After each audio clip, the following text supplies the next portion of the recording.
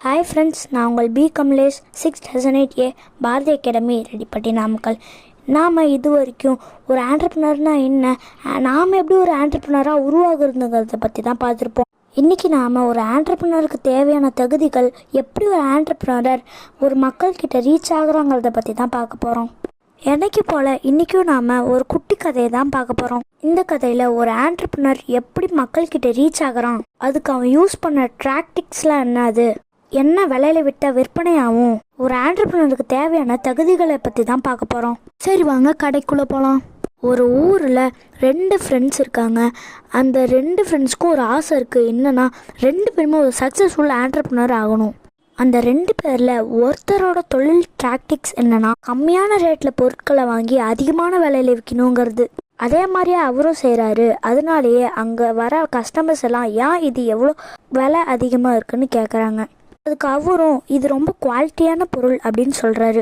அதனாலேயே அவரோட கடைக்கு வெறும் 10% மக்கள் மட்டும்தான் வராங்க. அதாவது ரொம்ப பணக்காரங்களாக இருக்கிறவங்க மட்டும்தான் அவரோட கடைக்கு வராங்க.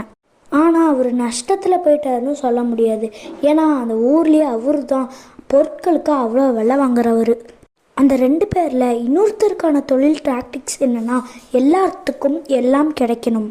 அதாவது ஏழை மற்றும் நடுத்தரக்காரங்க வாங்குகிற அளவுக்கு நம்ம ரேட்டை ரொம்ப கம்மியாக வைக்கணும் அப்படிங்கிறது தான். அதனால கஷ்டப்பட்டு ப்ரௌஸ் பண்ணி இருக்கிறதுலே குறைவான விலையில் இருக்கிற பொருட்களெல்லாம் வாங்குறாரு. அவரோட கடையை ஓப்பன் பண்ண உடனே அவருக்கு ஜாக் பாட்டே அடிக்குது.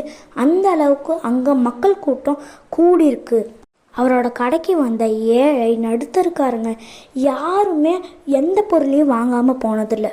அதுக்குன்னு இவரோட ஃப்ரெண்டு சாதிக்கலைன்னு சொல்ல முடியாது. ஏன்னா இவரை விட அவர் நிறையாவே காசு சேமிச்சு வச்சுருக்காரு தான். ஆனால் இவரை விட அவர் பெரிய விஷயம் எதுவுமே பண்ணலை.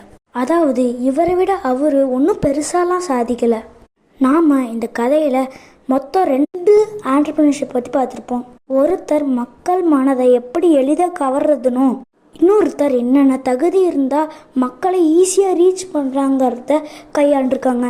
நீங்கள் ஆண்டர்ப்ரனர் ஆகிறதுக்கு இந்த 2 தகுதியுமே தேவைதாங்க. ஓகே ஃப்ரெண்ட்ஸ், நம்ம திருப்பி வேறு கதையில் சந்திப்போம். நன்றி.